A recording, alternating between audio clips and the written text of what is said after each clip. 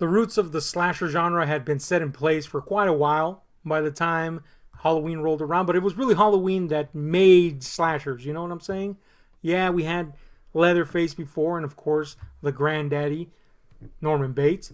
But Halloween gave us the mass silent stalking killer, the foundation, the true foundation of the slasher genre. Which you might think would be a reason to celebrate this movie, but really it was the damnation of fucking horror for a long time. I know a lot of people celebrate 80s horror. We love it ourselves. But the bulk of that was slasher movies being thrown out every fucking second. And really, they're not that great. Slasher movies are. We love them for what they are, but they're not that great. And we have a lot to blame. We have to blame Halloween for a lot of that. Really. That's not to say Halloween's a bad movie. In fact, it's the movie that made John Carpenter a big name.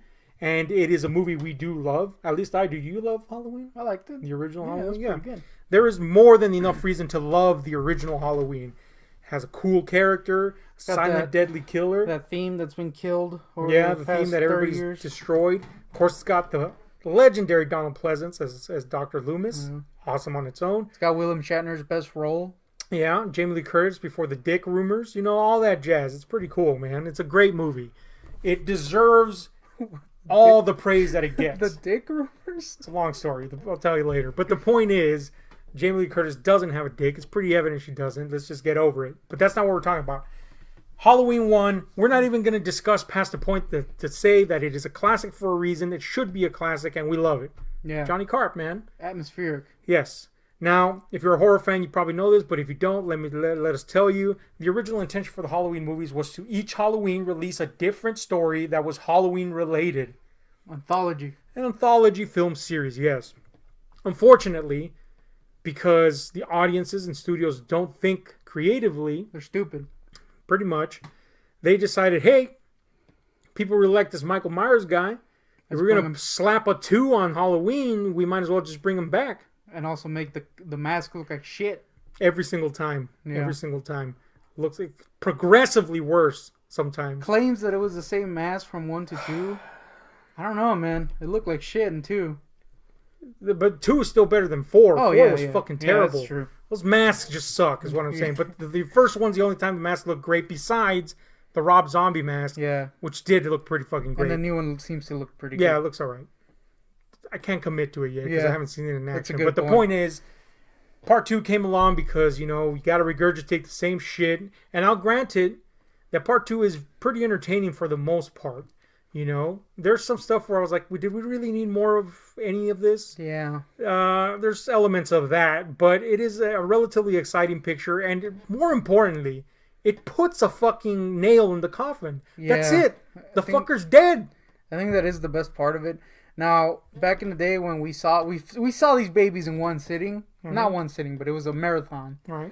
During Halloween, so it was the perfect conditions. And even back then, which again I had no like pre conceptions. Yeah, I didn't know what people thought of these movies. I didn't like part 2 when we first saw it. I thought it wasn't that good, but it wasn't horrid. And as it went along, it was like, you know what, part 2 is not that bad. Yeah, and to be fair, you haven't seen it since then, and you were relatively young. It is a fairly good sequel. It's just an unnecessary sequel. Yeah, I think that's the biggest problem. But and it does have some exciting sequences in the hospital. But I think importantly, and I stress this, the fucker's dead at the end. His eyes are blown out. He's burned. He's dead. He's dead. And John Carpenter's intent. Freaking Loomis. Yes, yeah. Loomis is dead. Our villain is dead. That's it. John Carpenter wrote that with the intention to kill the fucking character because he didn't even want a sequel, which is the way it should have been. There, you got a sequel, now he's dead. Can we move on to the intention of this anthology? So we got Halloween 3, which we already did a video on, and we'll say this. I know Halloween 3 is hated by, let's say, mainstream audiences, although its cult has grown exponentially in the last few years, especially. It has for a longest time been the redheaded stepchild of the series. A lot of people are like, that's garbage. There's no Michael Myers in this. What's the point? It's corny. Yes, it is corny. Yes, it does have no Michael Myers in it except for that one scene, which obviously is saying this is not a Michael Myers movie. Yeah. But more important than that, it's self-aware. It knows what it's doing, and it is a tip of the hat to Nigel Neal, and it has Tom Atkins in it. It just wants to be a fun Halloween movie. Yes, exactly. And on top of that, despite the schlocky nature of it, it is kind of like got that spooky vibe. Yeah, it does. I think the atmosphere is the best thing of the movie. It kind of builds a certain feeling throughout, which just feels like Halloween to me, as in the holiday, not the movies. And yes, it's got Tom Atkins. And it's got some weird, like, almost end of the worldness, spookiness to it. I loved it. It was great. Yeah, I mean, I wouldn't say it's great in terms of it's not a great movie. It's a great schlocky movie. Yeah, that's exactly what it is, and that's exactly what it does well. That it it knows its B roots and it goes for it. Yeah, it bites at that fucking bit, and it's fantastic in that regards. Tom Atkins is a Lothario doctor that just wants to get laid.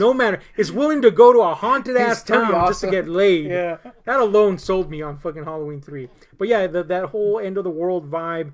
The movie was plotted and to some degree written by Nigel Neal, who is John Carpenter admired greatly, and would later homage in movies like Prince of Darkness and such. You can see and feel all that there. So that's where that pervasive, weird feeling comes from. It works. It's just a problem for the main audience was, where's Michael Myers? So, of course, it was a colossal failure in the box office, so we should have probably expected it. But so the next one, they just brought Michael Myers back. And let's forget about explaining anything about why he's back. He's just back. The eyeball thing, just forget about that. Burned, and I guess he has got like a little scar around there. I don't know what the fuck. Why is he back, man? I remember hating part 4 like with a passion, which is interesting because our boy Spielbergo loves it. He does love it, and I was like, man, is it bad though? I don't think it's bad. I just think it's horribly unnecessary to even continue with Michael Myers at this point. He's dead. Now I realize these horror killers, they come back, they never fucking die. But there was zero. He's a human up at this point. Forget all that shit. Jason was a human until somehow, for some fucking reason, he's a zombie. I guess electricity hit him. I don't fucking care. Well, at least they tried to explain it. That's exactly it. This one, is like, he's back. Forget the fact that he fucking obviously died. We're not even going to try to explain. He's just back. And then they lay these little hints about this cult that eventually come to fruition somewhere around the end of fucking part 5 and the beginning of 6. But it's so evident, and if you read into the backstory of this, it's evident that they were just making it up as they went along. They didn't know where the fuck this thing was going. Yeah. So as a result, you get this movie that it's kind of like a siege movie in a town. And that's an interesting concept. And there's interesting stuff in part 4, but it does ignore a lot of the mythos established before. Basically, part 4 is just another 2. Is basically what it is. And then we go into 5 and 6, which just continue the story in their weird, haphazard, slap it together kind of way. So yeah, man, while I see why some people might like part 4, I still feel the same way as I do about part 2. Why do we have this? Can we just leave the guy dead? Stanker. Anyway, part 5 came next. And a lot of people hate part 5. And, again, I don't hate it, but I am very indifferent to it. I do remember when we saw it, we liked it better than 4, but that wasn't saying much. Yeah, exactly. That's like liking my dog's turd over my cat's turd. Yeah. You don't even have a cat. I don't even have a cat, but if I had a cat, it'd lay some big ones. Yeah. And if I preferred its turd over the dog's turd, I'd be a hypocrite because a turd's a turd. And that's what this is, you know. Really no substance to it. I'm sorry for all you Michael Myers lovers. If you love him, that's cool. But really, at this point, they've demystified so much of the character. And his mask looks like shit every time. His mask looks like, I don't know, man. Part 4 was the worst looking mask. Yeah, it's fucking terrible. But anyway, whatever. They've demystified the character so much that it's pointless. There's a lot of weird... The cult element is really what I liked in this one, which is what a lot of people hate in this one. What I liked about that was that they were trying to go for something else at the very least. Yeah. Something that's not just some dumbass in a white mask going around killing people. So I appreciated the effort. I'm not going to say the effort was successful, but I appreciated it. And part 6 continued that, push. And again, I appreciate the effort. The movie was troubled by production issues. There was 2 cuts of it, both of which are considered incomplete. Donald Pleasance died. Yeah. So that's a thing that happens at the end where you're like, I guess he died off screen. And then the other ending is just like, okay. That sucks. I honestly don't even remember this one. I will say visually it looked a lot better. Some of the direction was okay, But again, this is A just... turd's better than a turd. Now, don't get me wrong. 4 through 6 have a legion of fans that are like, yeah, this is what's up. I've seen that a lot. I'm not one of those. But then again, I'm not a fan of part 2 either. To the point where I'm like, hell yeah. I'm still sticking with part 1 and 3 here. That's the only ones I'm like, hell yeah about. That's it. And part 2 a little bit like, all right, yeah, it's cool. Part 7. Moving on. Anyway, moving on. H20. That was a film. Part 7, a.k.a. really part 2. Yeah. Because this one ignores everything except The for first to one. do that. The first part 2. Although some say it follows up on part 2, so this would be part 3. But I mean, come on, the fucking guy was dead at the end of part 2. But anyway, whatever you want to call H20, it ignored 5 through 6 for sure, and 3 obviously. H20 wasn't that bad. I gotta say it wasn't that bad. I actually kind of enjoy the movie. There's some stuff I wish wasn't in it, like LL Cool J. Because look, there's a thing about horror movies. You can't put a recognizable... Yeah, you can't remember that. You can't put a recognizable face like that in a horror movie and expect people to take it seriously. If we made, I don't know, give me a horror movie like you like. The Thing. If we made a sequel to it, why would we make a sequel to The Thing? Yeah. You don't need a sequel to The Thing. But if we made a sequel to The Thing and we put in Snoop... Oh, man. As The Thing? No, not... I think I would watch that. He'd be a good thing, I'll tell you that. If we put in fucking Snoop as anything, as Snow, I don't care what the fuck, all you could think of is that's Snoop. You know what I'm saying? So all throughout the movie, I was like, that's just LL Cool J in it. Thankfully, he has a small part in it. But ladies the point love is... Cool James. Ladies love him, and I get it, ladies, but he shouldn't be in the horror movies because then he's just fucking LL Cool J right there. Whatever. The movie was actually okay. I actually enjoyed it. And you know what? Even though it's forgettable, it did put an end to Michael Myers. Again, it said, look, he's fucking dead, all right? He's literally decapitated. Yeah. I don't know what you thought about this movie. Do you even remember it? I don't remember it, but I remember liking it. Yeah, it's an all right movie as far as that goes. And especially in context of the rest of the series. All right, cool. It's way better than what came up. He gets decapitated. Yeah, he gets decapitated. Halloween Resurrection follows, and it is a direct follow-up to H20. So that makes it part 4 or 3, depending on how you want to view it. In the series, if you want to ignore 4 through 6 and 3, it's confusing. The point is, Resurrection followed H20. Michael Myers should be dead. But no, it turns out there's a switcheroo somewhere around the way, and a fucking ambulance driver was put in the... Why did he behave like Michael Myers? Doesn't make any sense. Anyway. I'd rather them not have it explained part 2 style or part 4 style than explain it that shittily. Yeah, I'd rather have neither, honestly. Well, that's a good point. Yeah, it was terrible. And Busta Rhymes is in this one, so that's good. Well, you ruined the surprise because that's the worst fucking thing in it. But the point is, I actually enjoyed the intro part of this movie up to Jamie Lee Curtis's death. Now, before I get fucking burned alive for that, let me clear this up. I enjoyed it because it was well shot. Yeah. And it actually continued the story directly. I didn't enjoy the fact that for some fucked reason... a fucking ambulance driver wouldn't be like, why am I in this mask? And then it looked completely different from the previous one. Yeah. But whatever. At least they came up with a reason for him to be there. It was stupid, but it was there. And then I was like, all right, this looks good. There's kind of a tense little sequence there up until Jamie Lee Curtis's death, which looked great. But I was like, damn, she's dead now. So all that coolness that she accrued in H20 is gone because she's dead. And now we're stuck with a bunch of dumbasses. And not only do we get Busta Rhymes, we get Tyra Banks. Now you got 2 very explicitly renowned public figures. You can't even call them actors, at least not at that point. They were more renowned for other things. Tyra with the modeling, and of course, LL Cool J with the rapping. You mean Busta Rhymes? I'm sorry, yeah, Busta Rhymes with the rapping. Rapping? What the fuck, man? My favorite scene in the movie is when Busta Rhymes literally punches Michael Myers nearly to death. Not nearly to death, but he gets some punches in. He gets the fact that he got first.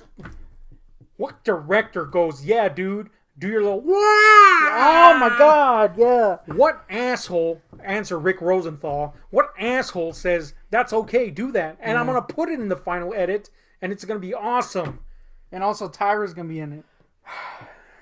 Yeah. They were just Tyra and Busta. That's what they were. So I was like, man, this sucks. And conceptually, it tried to modernize the idea, and that's always very tricky ground with horror movies. It can be really cringe, or it can be really good. Usually very cringe. Yes. It's rare that technology used in horror works because it's too illogical a concept. You have to throw logic out the window for horror to work. And this movie sucks, man. This is the bottom of the barrel. It's the worst one. As bad as any of the Halloween sequels can get. This one, we had a hard time making it through it. It's atrocious. And I don't care what people say about Rob Zombie's movie, which we'll be talking about right now. This movie is the worst Halloween movie. Halloween Resurrection is the absolute bottom of the fucking pit. I've seen people say this is better than the third one. Fuck that shit, man. Fuck that shit. Fuck that shit, man. I would rather watch babies being slaughtered than watch this movie. That's how bad this movie is. It sucks. That's a good point. Shit. It's have terrible. Better character work, at least. But for sure, it'd have better character work. A crying baby has better lines than any of the lines in Resurrection. Fucking shit, man. Anyway, that killed the series for a long time. And then Rob Zombie was given the rights to work on a remake, which... The moment that hit the news, controversy left and right. Now, we had some good experiences with Rob Zombie, with House of a Thousand Corpses and Devil's Rejects. But honestly, when I heard this, I was like, this is not going to end well. It doesn't fit. It doesn't fit his mold, his style. It doesn't fit his tastes or aesthetics in the least. And I was very trepidatious. But I was going to give it a shot. You know what I'm saying? You saw it theatrically. Saw it theatrically. And I went with, what's his face? The guy Guardian. that's our partner, but it's never here. Guardian, yes. I went with Guardian, and he liked it. So I don't know what that says, but I was livid, man. I was like, this is one of the worst fucking movies I have ever seen. You were pretty enraged. It was terrible. I didn't see the theatrical cut. It is fucking terrible, man. There was some nonsense shit. First of all, completely demystifying Michael Myers was a controversial point for anybody, because that's why Michael Myers worked in the first one. We knew so little about him and his motivations. Okay, you could still explain the guy and get away with it, give it something new. I didn't even criticize that. What I criticized was the way it was explained. Why is he a hillbilly? I don't understand why he's a hillbilly. I don't get it. And I don't get why all the characters had to be Rob Zombie hill folk types. I don't get it. They're not even in the fucking hills. They're in Haddonfield. You know what I'm saying? Haddon Hill? Yeah. Basically, fuck, man. I don't get why they had to be Rob Zombie cutouts put into this location that makes no sense for them to be that way. So that was very... It was a big turnoff. Immediately, I was like, this is no. And then the soundtrack was so rife with selections from the era. Kiss, fucking, it was basically just the hits of the 70s and 80s. That was like, what the fuck? Now, I do have some things to say in terms of what was good in the theatrical cut. And that was the body language of Michael Myers, the look of Michael Myers. The cinematography was great. All that stuff worked, but that's not enough to save the movie. And there was so many silly things in it that it was a kick in the nuts. But the worst for me was Malcolm McDowell as Loomis. Oh, yeah. He was and I love Malcolm McDowell, but he was shitting on him pretty hard. He was hardcore bad, man. But you know what? I didn't want to give up on the fucking movie. So when the unrated DVD came out, I got it because I had been reading a lot of interviews with Rob Zombie, and he was saying they made me cut this thing into something else. And Mustafa Akkad, Mustafa? Whatever. The son of the original producer of Halloween was a producer of this movie. And he was, I'm thinking it's Mustafa, but that might have been the father. But anyway. Maybe it's Mufasa. One of the Akkad boys. Yeah. Definitely not the lion one. was like, we need to make this more marketable for Halloween audiences. Yeah. And he swore that the differences were many. So I said, you know what? I'm gonna give it a whole shot there. And while I wouldn't even put it on par with the John Carpenter classic, obviously, or even Part 3. I kind of enjoyed the unrated cut. He did change a lot of things. Now, unfortunately, there's still some stuff in there, like the family thing, the childhood of Michael Myers. But, there's scenes that are just completely swapped out that make a big difference. It doesn't seem over the top or gimmicky at times. But the most notable change for me was Dr. Loomis. He somehow did not seem completely 100% garbage in this. I don't know how he did it, but these little changes that he made did amount to a different movie. And I actually kind of enjoyed it. I know that's sacrilege to say, but I've already fucking burned the entire series to the ground, basically. Yeah. So fuck that. I don't give a shit. In a pile of feces. Yeah, in the pile of This ain't that feces, bad. this is the turd that kind of, was dry when you touched it, so it didn't affect you that much. You're like, all right. I only saw that cut, and I remember being like, it's not that bad. Yeah, it was okay, Was it great? No. Was it okay? Yeah. Are there still some silly, over-the-top things in it? Yeah, but you know what? It was a mix of zombie style with Halloween that was level versus just what the fuck, which was the theatrical cut. Yeah. Now, Part 2, whether people liked it or not, or whether people liked Part 1 or not, Part 2 was pretty much unanimously disliked by everyone. And I didn't even go see that one in the theater. So I have not seen the theatrical cut, but I did get the director's cut under the same auspices as the first one. And you also picked up the accompanying CD, Captain Clegg. I had to, because that was the best thing about Halloween 2 from Rob Zombie is the accompanying. There's a Captain Clegg and the Night Creatures band that's mentioned in passing, and they're playing in the parties in the movie. That's the best thing that came out of Part 2.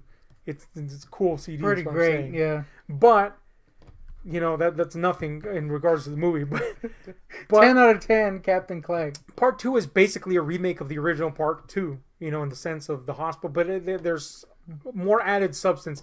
I had some trouble with some things like the geography of the places and the speed of travel that apparently Michael Myers achieved at points. But you know what? I don't know about theatrical cut. Apparently it's horrendous, but I didn't hate the unrated cut of Part 2. There's some troubles with it, yeah.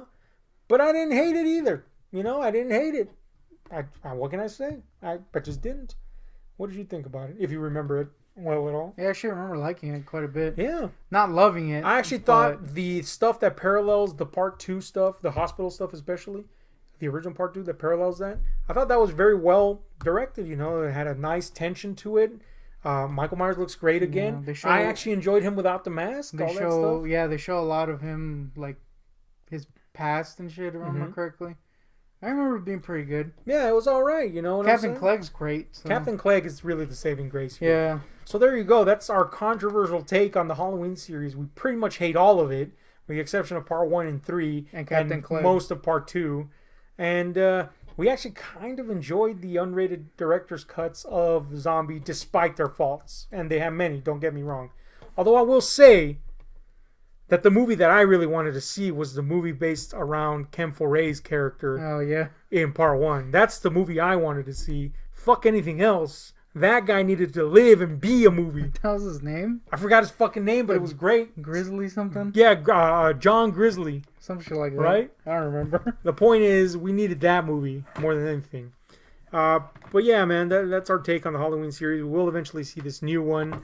Already people are divisive about it. Already people are like, it's the greatest sequel in Halloween history. Admittedly, not a hard fucking paragon to reach. I keep hearing people sucking off this little kid that's in it. And the second I saw there was a little kid, I'm like, oh no, this could go either way. Yeah. On the other end of the spectrum, those that are not sucking it off are going, this is the worst. This is bad. This is just a rehash, blah, blah, blah. So I don't know what to think. You know what I'm saying? I don't know what to think. Damn. Apparently there's this twist in it that people are like, uniformly like, what the fuck?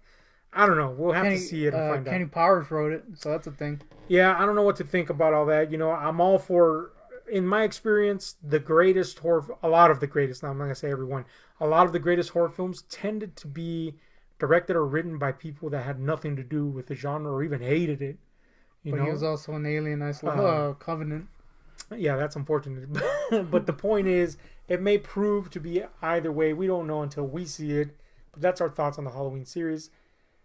Tell us what you think. I'm pretty sure a lot of people are going to disagree with us, and that's fine. You know what? I'm going to just say it. Fuck Michael Myers. You sold all your Michael Myers shit? I did. I had You like shat on it? Yeah, I had tons of Michael Myers shit. I said, you know, why do I even have this? I just like the first movie and the one that has nothing to do with Michael Myers. Sell it all. I would rather buy those masks and an Atkins action figure. Yeah, I'd rather have the stuff from part 3. Yeah, the masks. They sell those, you know. Yeah, I know. I want them. Yeah, wear them. Do this. You know, that whole just Atkins. grow an Atkins mustache. Try to get laid every second of the fucking movie. To the point where you're like, dude, you're supposed to be stopping this plot. Part 3 is where it's at. It's great. Anyway, let us know what you think. Hit like, share, subscribe, and those notification buttons. Because we're out.